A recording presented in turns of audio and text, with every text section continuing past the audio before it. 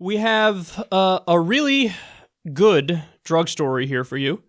It's always good to hear positive drug stories.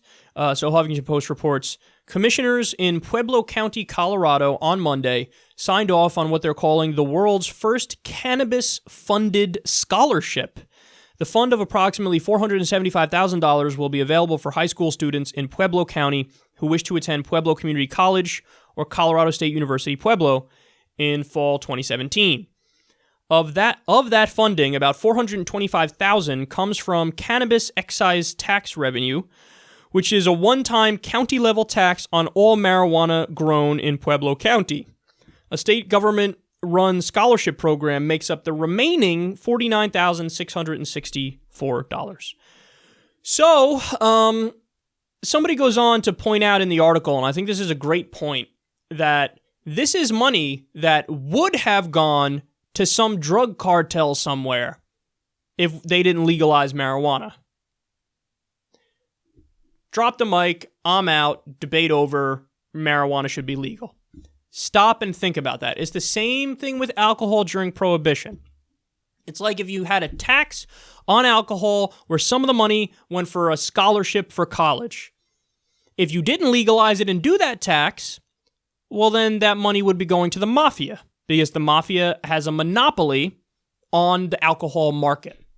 So what do you want to do? Make the mafia more powerful or send kids to college? Yes, the answer is very clear. And it's just as clear when it comes to marijuana, same as with alcohol. You know, prohibition is the problem. Prohibition creates the crime, creates the black market, leads to the hot war. If you have a dispute with a legal product, what happens? You go to court. That's what civilized people do. They go to court. If you have a dispute with a black market product, what happens?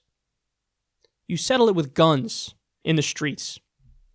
So, and all the talk, Republicans, it's Chicago, problems in Chicago, war zone, yeah, Chicago. Do you guys want to legalize drugs? No, oh my God, what are you, crazy? That would only, fix the problem in Chicago with the drug gangs. Oh, wait, what?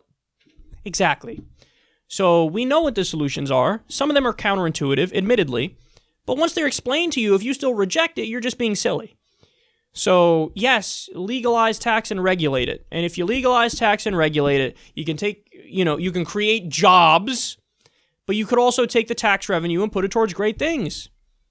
So, it's a giant upside. We covered, what was the number? I forget the number, so don't quote me on this, but I think it was over a $50 billion market when you talk about marijuana in the Northeast, so the U.S. and Canada. I think it was over $50 billion. Could you imagine? Overnight, let's legalize that market.